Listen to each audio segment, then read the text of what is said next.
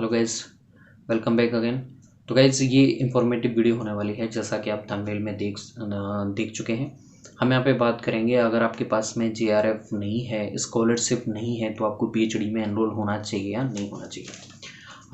तो मैं यहाँ पे आपको अपने फ्रेंड्स जो मेरे पीएचडी कर रहे हैं उनकी ओपिनियन शेयर करना चाहूँगा, जो विदाउट स्कॉलरशिप के हैं। तो इसके कुछ प्रोज और कॉन्स तो होते ही हैं। जैसे आपने मान लीजिए एमएससी पास आउट की है और आपका नेट क्लियर है, तो आप किसी यूनिवर्सिटी में जैसे एनरोल हो जाते हैं, ठीक है। और अगर नेट भी क्लियर नहीं है तो कई यूनिवर्सिटियां होती हैं जो अपना एग्ज़ाम लेती हैं पीएचडी के लिए। तो वहाँ पे अगर आप एनरोल हो गए तो आप वहाँ पे आपको एक कौन रहेगा कि आपको वहाँ पे स्कॉलरशिप नहीं मिल रही, जैसे मान लीजिए।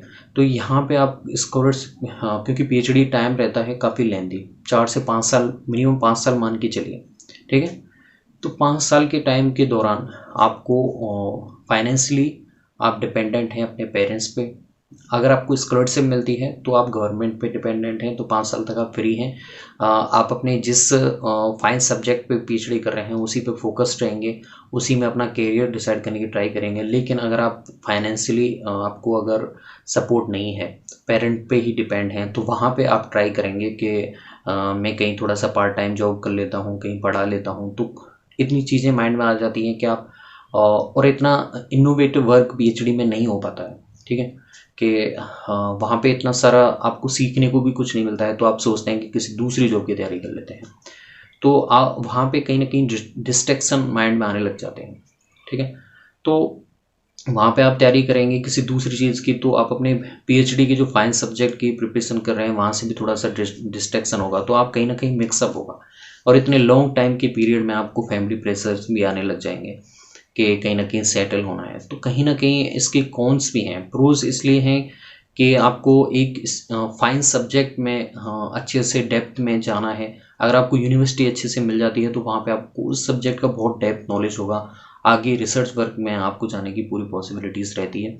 लेकिन कहीं ना कहीं आप देखते होंगे, आप कहीं जो भी अपने पास में सीनियर हैं उनसे पूछना कि जो पीएचडी वर्क होता है कई यूनिवर्सिटीज़ में इतना इनोवेटिव नहीं है। मैं स्पेशली यूनिवर्सिटी का नाम नहीं ले रहा हूँ, कई प्रोमिनेंट होती हैं, लेकिन मोस्टली 80 से 85% जो यूनिवर्सिटीज़ होती हैं वहाँ पे स्टूडेंट 5 साल में, आप पूछना कि कितना सारा इनोवेटिव वर्क होता है। जाते हैं और वहाँ पे उनकी जो वर्कशॉप होती हैं जहाँ पे उन्हें बैठना होता है वहाँ बैठते हैं और आ जाते हैं, एज ए प्रेजेंस देने जाते हैं। और कई बार उन्हें मीटिंग में जाना होता है, तो ये सारी चीज़ें होती हैं, वो बेसिकली होती रहती हैं।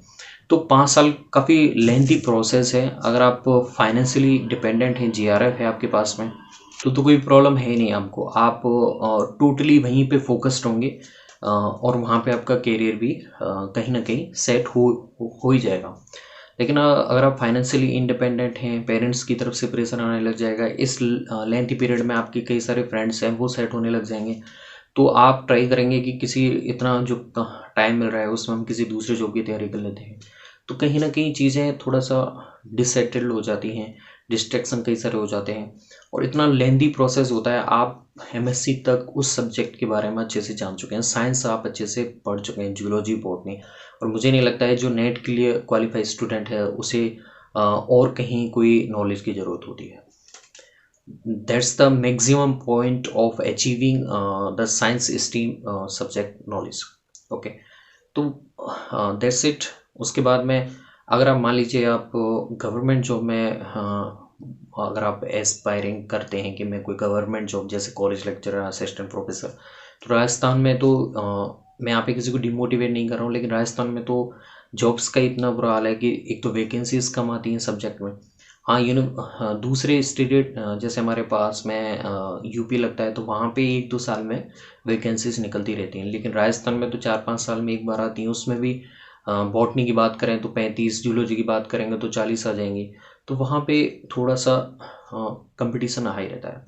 तो यहाँ पे आपको पूरी तरह से मेंटली सेट होना पड़ेगा कि आप करना क्या चाहते हैं, ठीक है। आप दोनों साइड से डिस्ट्रैक्ट नहीं हो सकते हैं कि मेरे को पीएचडी भी करनी है और उसके साथ में आपको दूसरे एग्ज़ाम की भी तैयारी करनी है। यहाँ तो अगर आप पीएचडी करना चाहते हैं तो आपको कमर कसनी होगी कि मैं 5 साल तक टोटली इंडिपेंडेंट हूँ।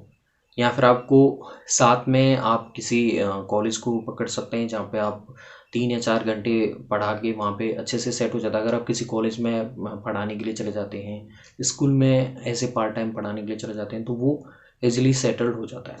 तो it's totally depend on you, but I would suggest एक बार पीएचडी में जाने से पहले आप कई सारी चीज़ों के ऊपर एनालिसिस करें, कैन यू डू इट और नॉट। कई सारे स्टूडेंट होते हैं जो बीच में ही पीएचडी को छोड़ देते हैं। अगर आपने डिसाइड कर लिया कि मेरे को जाना है तो आप उसे फुल कंप्लीट करें, ठीक है। तो that's it, I would try to say it and thanks. मिलते हैं नई वीडियो में नई किसी दूसरे टॉपिक के साथ। अगर अभी भी कोई आपको इन्फॉर्मेशन चाहिए या फिर आप कंसर्न हैं किसी टॉपिक को लेके तो मुझे कमेंट बता सकते हैं, मैं अगली वीडियोस में हाजिर हो जाऊंगा। धन्यवाद।